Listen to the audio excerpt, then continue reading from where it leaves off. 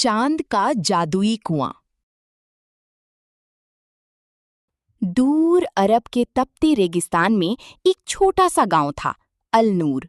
यहाँ की जमीन प्यासी थी और कुएं सूखे। छोटा जैद रोज अपनी माँ को पानी के लिए दूर जाते देखता। वो अक्सर अपनी दादी से सुनता, बेटा, जब इंसान का दिल सच्चा होता है तो चांद भी उसके लिए जमीन पर उतर आता है। पूर्णिमा की रात थी।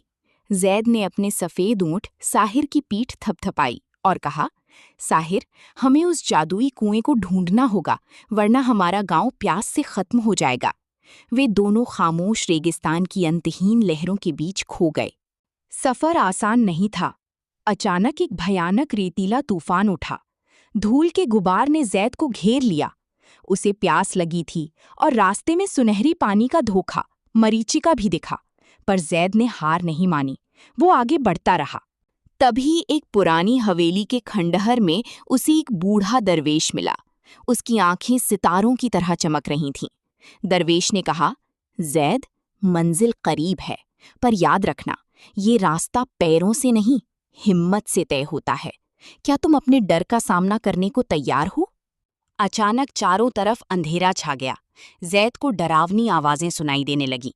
उसे लगा वो अकेला है और कभी घर नहीं लौट पाएगा। जैद ने आंखें बंद की और अपने गांव के बच्चों के मुस्कुराते चेहरे याद किए। उसका डर गायब हो गया और रोशनी फैल गई। जैसे ही डर खत्म हुआ, रेत के बीच से एक दिव्य कुआं ऊपर आया। उसका पत्थर सफेद संगमरमर जैसा था और उसके अंदर का पानी चांद की रोशनी की तरह सफेद और शीतल था। जैद की आंखों में खुशी के आंसू आ गए। कुएं से गूंजती हुई आवाज आई, जैद, तुम इस पानी से खुद को अमर बना सकते हो या दुनिया की सारी दौलत पा सकते हो। तुम क्या चाहते हो? जैद बिना रुके बोला, मुझे कुछ नहीं चाहिए, बस मेरे गांव की प्यासी जमीन को हरा भरा कर दीजिए। जैद की बात पूरी होते ही आसमान में बिजली कड़की और ठंडी हवाएं चलने लगीं। रेगिस्तान की सूखी रेत पर पहली बार बारिश की बूंदें गिरीं। जहां जहां पानी गिरा, वहां से नन्हे पौधे और रंग बिरंगे फूल निकलने लगे। जैद जब गांव लौटा तो वहां नदियां बह रही थीं।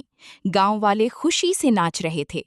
जैद ने सबको सिखाया कि अगर हमारे इरादे नेक हों तो कुदरत भी हमारा साथ देती है। आज भी उस गांव में चांद सबसे ज्यादा चमकता है।